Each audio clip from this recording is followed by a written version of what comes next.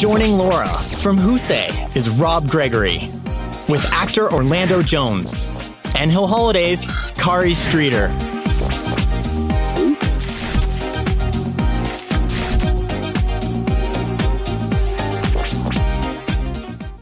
All right, so we have the pleasure of kicking off today's influencer segment. And first, welcome to you both, and thank you so much for being here. Thank you. Great to be here. Now, Rob, I'd love for you to start off, and for people who aren't familiar with WhoSay, can you tell us all just a little bit about what it means to be a celebrity publishing platform? Happily, we are exactly 5 years old, just like you guys are, and I love, by the way, you're doing the parallels and the footage from 5 years ago. WhoSay, 5 years ago, built a platform for celebrities and influencers. We have about 2,000 of them now on the platform, who use their WhoSay Talent app to publish directly into Facebook, Twitter, Instagram, APIs, and now into some mainstream media channels that we've partnered with. And the overarching idea behind WhoSay is to give celebrities and now other types of influencers tools that they never had before to control their narrative, own their content, tell their stories themselves directly to their fans, and pull their fan base closer to them. And we work mainly with people like Orlando, who's amazing. I wasn't pointing. I was who's the real star of this panel. I can say that. Who have not only incredible talent and creativity, but the ability to maintain an audience over time. And now we are monetizing the company by matching celebrities and other storytellers on the platform with brands in very organic, authentic ways, and creating campaigns that live out across the long tail of social media. So I was just going to ask that. The role of brands is on your platform to partner with influencers and celebrities and then create content. Is that the end game? Yes, the formula works best, and we've done over 70 campaigns now and worked with over 100 celebrities, athletes, and YouTubers and other types of influencers. And the formula works best when we give a general brand brief, but not a scripted instruction. I think people can tell what a paid tweet is now. They can see through a lot of the traditional endorsement paradigms that were successful for many, many years. But what we try to do, and Orlando's done some amazing work on the WhoSay platform with a couple of great brands, is let our talent take the brand brief, interpret it creatively, tell stories in multiple form factors, do it in video, do it in selfies, do it in Instagrams, and more video, of course. You're being kind. We can't remember our lines. Well, maybe that's it, because the result is this sort of natural chemical reaction and this creativity that feels in the right tone, in the right voice. It's on message for the brand, but it's original and authentic for the fan. Okay. So, thank you for being here. Can you tell us a little bit about how you selected Orlando from your pool of talent? Like, what is the process? How do you really do that matchmaking that you referred to? Right. Leave out the part about the thing. The place? Yeah. Okay. Yeah. All right. Don't make it weird. Don't make it weird. No, we talked about that. How did we choose Orlando? So Orlando's been on the platform for three years, maybe. And he's a true Renaissance man. He's a proper movie star and a TV star. He's a screenwriter. He's now pushing into a digital studio and VR and other forms of technology. He's wildly creative, and I don't know if we so much identified you that way as you just sort of, your greatness and your creativity and your versatility just kind of surfaced. This sounds like the most awesome profiling I've ever heard. Yes, right. Profiling. No, we'll get to that in a second. And so we did a campaign last year with LG. We did another campaign with Radio Shack. We're working on something else now with Orlando. And he is I think an example of a new generation of performers and artists and entertainers who see not only opportunities to monetize their fan base and their talent, but just bring this level of creativity and innovation to it that is extraordinary. Excellent. So it's been a pleasure working with you on this. Thank first you. of all. It's been fun. So WhoSay calls you into action. You get our brief. Can you tell the audience a little bit more about the process? Okay. So one of the amazing things about working with WhoSay is obviously they have a lot of relationships, but also they have a lot of data, a lot of analytics, and a lot of passion for certain subjects. So when My Brother's Keeper showed up, I think part of that selection process was it's something that I'm passionate about. I think of celebrityship really as we're brands, and how we interface with another brand is a partnership. And the most important aspect of that partnership in terms of fan service is authenticity. So when I look at my relationship with WhoSay, I'm servicing my fans. I want to give my fans a great experience. I don't think we as celebrities can think of ourselves as stars anymore when stars are in bedrooms filming themselves. So through this process, I get to do something that is, one, I'm passionate about, two, I can help start a conversation amongst my fan base, and then hopefully allow that conversation to spill into other parts of media, which is kind of what we're seeing happen right now with the video we posted an hour ago, where there's already a social conversation about My Brother's Keeper for an activation that happened 50 minutes ago, and we're watching it spiral and grow. I mean, that's an exciting thing when you look at how a traditional campaign would take twice as long and potentially not even have the same level of engagement because it's not presented authentically to the fans. I'm having an authentic conversation about something that's important to me. So it's easy for me to say that and not feel like I'm pitching or selling. And I think that's a really important part of the metric, to be authentic. So I want to come back to your channel and really how you, what the vision is for all of the content that you put out. Sure. But since you brought up our video, let's take a look at our video. All right. At some point, every black dude has heard he fits the description of being a thug-ass black dude. I want to tell you a story about an incident that happened to me. This is a reenactment. We placed 14 cameras all over the waterfront and locked me in a third-floor hotel room for authenticity and whatnot. One fine day, I was chilling on the boardwalk, sitting on a bench, enjoying the beautiful waterfront view. A few moments later, a nice white couple strolled past me holding hands. Shortly after that, I got up to leave, go home, get on my work clothes, and start my day. That's when I noticed that the white guy in front of me turned around and looked at something. And when he turned back around, he sped up a little bit. Naturally, I turned around to see what he was looking at, and then I sped up a little bit. That's when the red-headed lady he was walking with turned around, and based on the look on her face, she saw something dangerous, and they both sped up a little bit more. I didn't know what had startled them the first time, so naturally, I sped up a little bit more too. That's when they started running, and I panicked, and I started running too. My first instinct was to run up and catch them and ask, why are we running? That is when the red-headed lady turned around, and with the look of fear on her face, she yelled, we are running from you. What? I thought there was a thug-ass black dude somewhere in the vicinity who fit the description. Clearly, your man is not even committed to this relationship because he ran off and left you with me. We are in this together. We were all just running down the street in fear of our lives, and the thug-ass black dude isn't even here. My Brother's Keeper is the President's initiative to support young men of color through education and employment readiness, proactively helping keep them off the streets and out of prison. Because no matter how much we educate and prepare them, there can be no success unless we change our perception.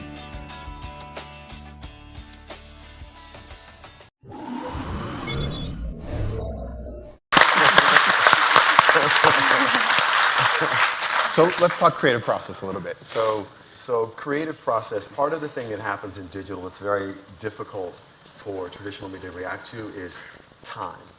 You have to almost react in real time. So I think you guys came to me a week ago or a week and a half ago. Oh, come on. Yesterday. And we started talking about a concept of how we might talk about perception in a way that is not pointing fingers at people, but a way that invites everyone to the conversation. So obviously you think of using humor in that context. I got a lot of great direction from both WhoSay and from Holliday and My Brother's Keeper about their initiatives, what they were doing, what was important to them, what messaging was difficult to get out. We came up with this concept and we executed and delivered it in 4 days total from idea to shoot to post this morning. So in I think it was our second conversation maybe, you had prepared a script and we had a discussion about the script. And granted, this, it's almost overwhelming what this initiative is trying to tackle, and there's a lot of different directions you could bring things. But you said this one thing back to us that I found really startling and interesting and encouraging, and it was, nobody wants the comedic fastball. Can you tell me really what you meant by that? Well, there's this messaging. I was on a show called Sleepy Hollow for the last 2 seasons at an incredible time. And one of the great lessons of being on that show was looking at how a traditional media company operates with its fans and its fan base, and how I was operating with the fan base. So I live tweet every episode of Sleepy Hollow. I live tweet in different territories. I use Google Translate because I don't speak Spanish, but I really try. But the engagement I'm having was about having fun and making fun and being a fan of the show. So I put myself in the conversation as a fan, because that's what I am. That's why I think we all do the things we do. So having said that, the traditional media conversation was about, watch this. Oh, it's good. Watch, watch, watch. You know you need to watch this. It's on at this time. Watch again. And fans were sort of like, yeah, okay, we hear that from everybody, but why watch this? Well, what's important about it? Well, what's interesting? Well, what's different? And I was able to have that conversation in digital in a real-time way. So that lesson, I think, let me understand that when I say nobody wants the comedic fastball, I mean, it's difficult for a brand to have a personality, and I understand that because of shareholders and how things are often perceived, and everybody knows social media is a minefield, but it's still important to be reactive and authentic. It's okay to make a mistake, just own up to it. Hey, we made a mistake. That's not what we intended. We're very sorry. We'll try not to do that again. We'll work with people, because what you can't control is how a fan is going to receive your message. I mean, I'm right now on social media having people tell me what I'm doing wrong about being black, and I welcome their criticism. I mean, because they're jumping in the conversation. Right. That's not intended to be mean, and there's no reason for me to look at it that way. It's intended to be their point of view, and their point of view is authentic, and it's important for me to say, I hear you, I understand, I may agree, and I may disagree, but what I won't do is tell them that they're not entitled to that point of view. And I think that's what's difficult and why nobody wants the comedic fastball, because comedy plays outside the lines. And it makes it difficult to do that when operating in a traditional scope with shareholders and stock prices and important elements to the business transaction. So you use this word that comes up almost every time we talk about influencers, which is authenticity. Yes. Now, as an agency representative, we're constantly kind of balancing what the brand's authentic voice is. When we start to bring in an influencer, we have an influencer, such as yourself, with your own authentic influence or brand. Sure. And so when we combine the two, tell me about balancing them. Like, what goes into that? Any other partnership. Harman Kardon puts their radios inside of a car. They make it in great environment. It sounds incredible. Bose does the same thing. It is a partnership. They want their sound to sound great in the car. You want your car to have a great sound system. You build a partnership. I think looking at how that celebrity, no matter who that celebrity or influencer is, looking at how they relate to their audience and allowing them to craft that message authentically to their audience is important. Because if you enter into that conversation in an inauthentic way, their audience simply they pick it out. They're there every day. They understand the nuance of it. And so I think that's, it's key, but it's going to be a problem as we look forward in the future, because you see YouTubers making films that might not resonate with their audience, in which case the film doesn't perform because their audience said, I love you here, I don't love you there. And I think those are metrics that are important to measure. And I think, working with WhoSay, one of the great things I think, Rob being kind, was that they understood my passion for My Brother's Keeper. They understood that I have an engaged understanding of the audience. And that selection process with, to bring me in, I think was very much based on them looking in real time at what I'm doing and who's a best fit to their brand partners. You mentioned, you mentioned YouTubers starting to launch into the film Sure. space.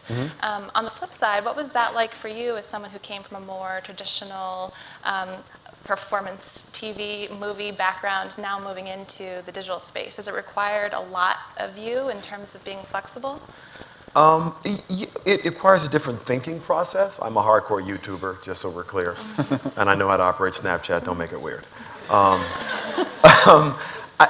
think that you have to think of yourself as a content provider. I'm a storyteller. So what you may see me as in parts of the story is as an actor in the story. Sometimes I'm a writer in the story, but I am a storyteller. And so that's what I do. I think if what you're looking to do is not tell stories, then social media is a dangerous place. But if you have a story to tell and it's your story, that's a good place to start. Can I just add quickly, we were at a focus group a couple of weeks ago with actual live millennials. They brought 8 or 10 kids in. Live put them in millennials? chairs. Wow. You were in the room with them? Yes. They told us not to touch them or to get too close, because one of them did or something. But we had, and they ranged in age, I think, from 17 to 28. And I asked them, I said, and most of them were huge YouTube fans of, Michelle Phan or Cutie Pie or whatever. And I said, if your favorite YouTube star or your favorite movie star walked in the room right now, which would you be more excited about? And every single one of them answered instantly, the movie star. So, we work with YouTubers too, and I think, with all due respect, that platform has, there's surfaced a subset of people who truly are talented, but there's still a lot to be said for the power of film, the power of TV. Without question, yeah. Because you dominate so much of the conversation. When you look at, interacting in media, a large part of the conversation is being dominated by traditional media. But for me, I think the funny part of it is everyone thinks it's all pools. I think people are just going to select. This is the experience I'm comfortable with. I like this experience. This is the experience I'm comfortable with. I like this one. My partners and I just won the first virtual reality Emmy for a bit that we did for Sleepy Hollow. We built their Comic-Con experience in 2014 in order to create social engagement and bring people in. And everyone is very much hot in the virtual reality conversation. But the truth of the matter is, I think some people will adopt, and my mom will go, I don't like that, it makes me dizzy. There's something wrong with, was he there or was he not there? I don't think Jesus is involved in this. I don't think Jesus is involved. And you're just not going to talk her into that experience. She wants a different experience. And I think that's exciting. I'm excited that my mom and my little nephews still enjoy a movie television experience, whereas other people who are of the same age don't. Is that the vision for your channels, like variety, or do you keep to a certain? I do. Well, there are certain things I like. I'm a fan. I consider myself a big-time fan, and I like to engage primarily as a fan. So that's my first engagement. And so because of that, there's lots of things that happen in fan conversations where they're talking to me or I'm talking to them that require me, that I post things about. I'm a big Supernatural fan, so I live tweet that show, I talk about that. I'm a big Orphan Black fan, I'm a big Empire fan. I'm a fan of certain brands. So I kind of talk in a conversation based on what me and my fan base were talking about, not based on me trying to force a conversation. So the conversation is reciprocal, and that's what we look to do with our content, to simply be authentic, reciprocal, and honest within our fan base. We're actually coming up on the end of the segment, so I want to give each of you the opportunity to, we have a lot of brands in the room today, a lot of marketers. If you were to give one piece of advice for how to work with influencers in the modern age, what would you tell our lovely audience? Call WhoSay. Oh, that was too easy. Well, look, I think it's a difficult proposition. And what I would say is that it's nice to know who you want to reach in the messaging. And it's nice to partner somebody that has an authentic voice with that particular group. And generally different touch points around that conversation are good. If you're going to talk about baseball, we have to talk about more than one player. And so I think putting together that group of people who round out that conversation is a great way to start. Let me put it this way. Are brands bringing you the briefs that you want to get? No. Okay. Tell me more about that. That's a great question. Because they're still thinking of it like it's a message that they're trying to get someone. You know, when I worked with 7-Up, one of the big things that we did at that time was it was 7-Up, it's what's up, and 7-Up, drink it up. And I really was passionate about make 7-Up yours, because I felt like young people are about rebel culture. And they define themselves often by saying, I'm not like you, Mom. I'm not like you, Dad. So let's have a message that gives young people a way to embrace that. And for me, that was make 7-Up yours. But that was an uphill battle. And it was a tough climb to even do a character-driven campaign, because that wasn't me, it was a guy. And the comedy was very edgy.